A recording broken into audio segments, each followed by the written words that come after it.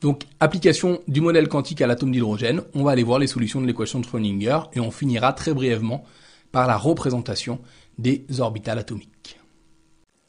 Alors, pour l'atome d'hydrogène, les solutions de l'équation de Schrödinger. Au niveau des énergies propres, les solutions de l'équation de Schrödinger sont de la forme moins 13,6 sur n carré en ce qui concerne les énergies. On retrouve, comme vous le constatez, le même résultat que celui obtenu par le modèle de Bohr.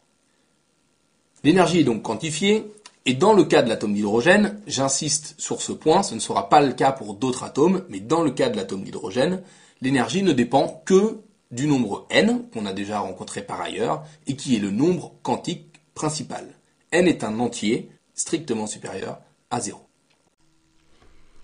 Alors, au niveau des fonctions propres ou orbitales atomiques, qui, je rappelle, est la même chose.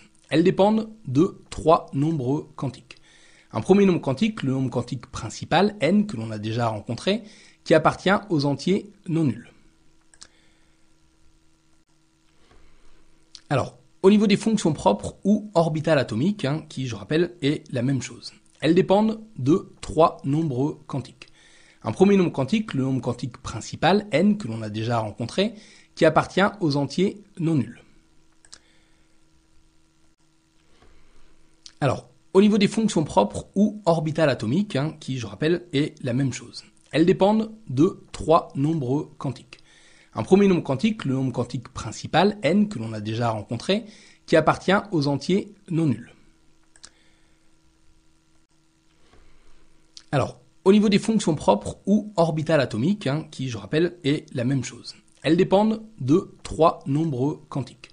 Un premier nombre quantique, le nombre quantique principal, n, que l'on a déjà rencontré, qui appartient aux entiers non nuls. Alors, au niveau des fonctions propres ou orbitales atomiques, qui, je rappelle, est la même chose. Elles dépendent de trois nombres quantiques. Un premier nombre quantique, le nombre quantique principal, n, que l'on a déjà rencontré, qui appartient aux entiers non nuls. Alors, au niveau des fonctions propres ou orbitales atomiques, qui, je rappelle, est la même chose. Elles dépendent de trois nombres quantiques. Un premier nombre quantique, le nombre quantique principal. Alors, je vais reprendre et peut-être clarifier ce que j'ai dit diapositive précédente, en donnant des exemples d'orbitales atomiques en fonction des valeurs des nombres quantiques dont elles dépendent, n, l et m. On va faire juste les cas où n vaut 1 ou 2, ce serait pareil ensuite avec n égale 3, n égale 4, etc., etc. Alors, commençons par le cas n égale 1. Si n égale 1, L ne peut valoir que 0, puisque L varie par part entier entre 0 et n-1, donc ici entre 0 et 0. Si L égale 0, M ne peut valoir que 0 également. Ça va nous définir ce triplet 1, 0, 0, une orbitale qu'on va appeler une orbitale 1s et qui va être à une énergie E1. Alors pourquoi E1 ? L'énergie, ça dépend de la valeur de n. Et pourquoi 1s ? Le 1, c'est pour la valeur de n. Et puis le s correspond au fait que L soit égal à 0. C'est la nomenclature spécifique des orbitales atomiques que je vous ai donné diapositive précédente. Maintenant, si n égale 2, L peut valoir deux valeurs, soit 0, soit 1. Si L égale 0, on retombe dans un cas où M ne peut valoir que 0. On est alors à un niveau d'énergie E2, puisque n égale 2. Et à ce niveau d'énergie E2, c'est une orbitale S également, puisque L vaut 0. Mais cette fois, c'est une orbitale 2s. Si L égale 1, alors M peut prendre comme valeur moins 1, 0 ou plus 1. On va définir alors trois orbitales différentes, mais qui vont être au même niveau d'énergie, au niveau d'énergie E2, qui dépend ici de n. Et ces trois orbitales, ce seront trois orbitales 2p. Alors par la suite, on les différenciera, ces orbitales. La nomenclature qui ne dépend que de n et de l ne les différencie pas. Nous, on parlera, je le redirai dans le chapitre suivant, de sous-couches de P. Et à l'intérieur des sous-couches P, on a toujours trois orbitales avec trois valeurs différentes de M. Donc, on peut les noter par exemple de P-1, de P0 et de P plus 1. On verra à la fin de ce chapitre, là, dans la représentation des orbitales atomiques, souvent on les appellera de PX, de PY, de PZ aussi. Bon, c'est différentes nomenclatures pour repérer les 3 orbitales P qu'il y a dans une sous-couche P. À partir des différentes valeurs d'énergie que l'on peut trouver avec la relation moins 13,6 sur n au carré en électronvolts, on va pouvoir tracer le diagramme énergétique de l'atome d'hydrogène et placer les différentes orbitales, c'est-à-dire les différentes fonctions propres, solutions de l'équation de Schrödinger pour les énergies données. Premier niveau d'énergie, E1, c'est le niveau le plus bas pour n égale 1, et à ce niveau d'énergie, on a une orbitale 1s. Sur la diapositive précédente, on a vu qu'au niveau E2, on avait 4 orbitales, une orbitale de s et 3 orbitales de p. Les 3 orbitales de p correspondant à 3 valeurs différentes de m, plus ou moins 1 et 0.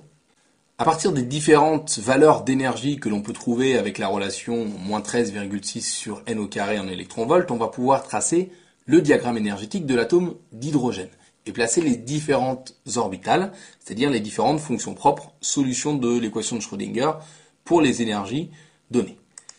Premier niveau d'énergie, E1, c'est le niveau le plus bas pour n égale 1, et à ce niveau d'énergie, on a une orbitale 1s. Sur la diapositive précédente, on a vu qu'au niveau E2, on avait 4 orbitales, une orbitale de s et 3 orbitales de p. Les 3 orbitales de p correspondant à 3 valeurs différentes de m, plus ou moins 1 et 0. À partir des différentes valeurs d'énergie que l'on peut trouver avec la relation moins 13,6 sur n au carré en électronvolts, on va pouvoir tracer le diagramme énergétique de l'atome d'hydrogène et placer les différentes orbitales, c'est-à-dire les différentes fonctions propres, solutions de l'équation de Schrödinger pour les énergies données. Premier niveau d'énergie, E1, c'est le niveau le plus bas pour n égale 1, et à ce niveau d'énergie, on a une orbitale 1s. Sur la diapositive précédente, on a vu qu'au niveau E2, on va maintenant essayer de donner une représentation des orbitales atomiques. Les orbitales atomiques, ce sont des fonctions propres, donc des solutions de l'équation de Schrödinger, les fonctions propres étant des fonctions mathématiques complexes. Ce serait pratique pour nous d'avoir une idée de représentation. Et pour avoir une représentation, on va se servir des histoires de densité de probabilité de présence, ou de probabilité de présence de l'électron. On va commencer sur les orbitales du type NS. On peut, par un traitement mathématique, tracer ce qu'on appelle les courbes d'isodensité. On va maintenant essayer de donner une représentation des orbitales atomiques. Les orbitales atomiques, ce sont des fonctions propres, donc des solutions de l'équation de Schrödinger, les fonctions propres étant des fonctions mathématiques complexes. Ce serait pratique pour nous d'avoir une idée de représentation. Et pour avoir une représentation, on va se servir des histoires de densité de probabilité de présence, ou de probabilité de présence de l'électron. On va commencer sur les orbitales du type NS. On peut, par un traitement mathématique, tracer ce qu'on appelle les courbes d'isodensité. On va maintenant essayer de donner une représentation des orbitales atomiques. Les orbitales atomiques, ce sont des fonctions propres, donc des solutions de l'équation de Schrödinger, les fonctions propres étant des fonctions mathématiques complexes. Ce serait pratique pour nous d'avoir une idée de représentation. Et pour avoir à cette représentation, donc en boule des orbitales NS, eh bien, on peut associer des rayons pour les orbitales NS. Le rayon de l'orbitale, ça va être la distance électron-noyau la plus probable. Si je trace un diagramme, une représentation de la densité de probabilité pour l'électron en fonction de la distance électron-noyau, eh bien, je vais obtenir des courbes pour les orbitales 1s, 2s et 3s. Si je prends la première courbe en pointillé valable pour l'orbitale atomique 1s, eh bien, j'ai un endroit où la densité de probabilité de présence de l'électron est maximum. Eh bien, ça va me définir mon rayon de l'orbitale ns. Ce qu'il va falloir retenir, eh bien, c'est globalement pour les orbitales 2s et 3s, les rayons sont plus grands, et en fait, on va avoir le rayon qui augmente quand n augmente. Donc la représentation d'une orbitale s, si on la lie à la densité de probabilité de présence d'un électron, ça va être globalement une boule, plus ou moins grosse lorsqu'on passe d'une orbitale 1s à une orbitale 2s à une orbitale 3s. On va faire un travail analogue pour les orbitales atomiques de type P. On ne fera pas ensuite le travail pour les orbitales atomiques de type D et de type F, on se limitera aux orbitales S et aux orbitales P au niveau de leur représentation. Pareil, par un traitement mathématique, je peux obtenir la courbe d'isodensité pour une orbitale P. Ici, je définis ce que j'appelle l'orbitale NPZ, qui est orientée selon l'axe Z. En effet, les orbitales P ont une orientation dans l'espace. Elles ont une symétrie cylindrique et elles sont représentées par deux lobes tels que représentés ici. Ce sont encore des surfaces d'isodensité, c'est-à-dire sur l'ensemble des surfaces, la probabilité de présence de l'électron est identique. En fonction des trois directions, x, y et z, on va retrouver nos trois orbitales p. En fait, il y en aura une orientée selon l'axe z, une orientée selon l'axe x, une orientée selon l'axe y. Ces trois orbitales p correspondent en fait aux trois orbitales p de nombres quantiques magnétiques -1, 0 et +1. Je vous rappelle que les orbitales p, ce sont les orbitales pour lesquelles le nombre quantique secondaire L est égal à 1, et donc à partir de la valeur de L égale 1, on peut définir trois valeurs pour n. Lorsque j'oriente mon espace, eh bien, je peux parler pour ces trois orbitales p d'orbitales px, py, pz. J'oriente mon espace un petit peu comme je veux, et en fait, je ne préjuge pas du lien entre la valeur du nombre quantique m et la direction x, y ou z, mais je sais que la px va correspondre à l'une de mes orbitales p, la py la deuxième et la pz la troisième de mes orbitales p. On définit sur ces orbitales p ce qu'on appelle un plan nodal, c'est-à-dire un endroit où l'électron n'a aucune chance de se trouver. À l'intersection des deux lobes ici, l'électron a une probabilité de présence qui est égale à 0. À partir de ces courbes d'isodensité, on a diverses représentations des orbitales de p en fonction des conventions, mais on a toujours deux lobes, soit de couleurs différentes, soit de signes différents. Alors pourquoi les signes sont différents? C'est la même chose que tout à l'heure, je ne vous représente pas, je ne vous donne pas la notion mathématique, la représentation mathématique de la fonction d'onde, c'est trop compliqué, mais je vous dis qu'elle est de signes opposés des deux côtés du plan nodal, ce qui fait qu'on met ce signe plus ou moins, ou qu'on inverse les couleurs pour les deux lobes sur les orbitales p. Et de la même manière que pour les orbitales s, la taille, elle va augmenter lorsque n augmente, c'est-à-dire qu'une orbitale 3p va être de taille supérieure à une orbitale 2p. Même type de représentation, où l'on voit bien ici, si j'oriente l'espace, une orbitale px, une orbitale py et une orbitale pz.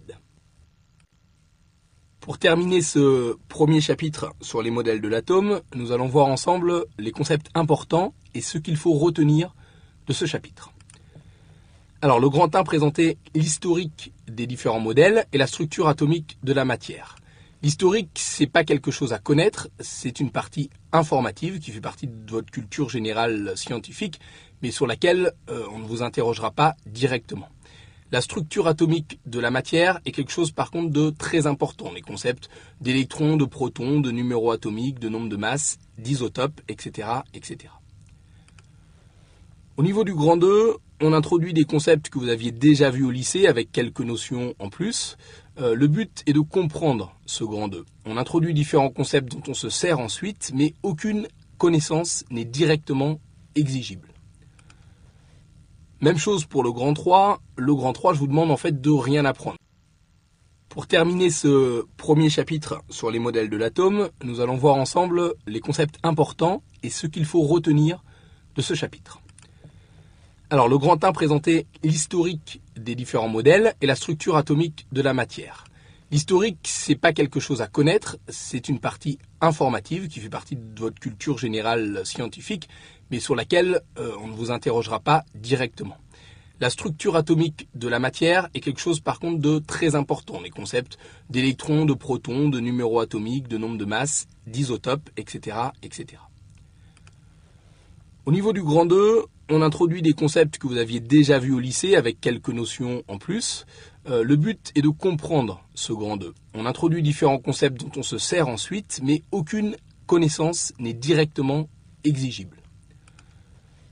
Même chose pour le grand 3. Le grand 3, je vous demande en fait de rien apprendre. Pour terminer ce premier chapitre sur les modèles de l'atome, nous allons voir ensemble les concepts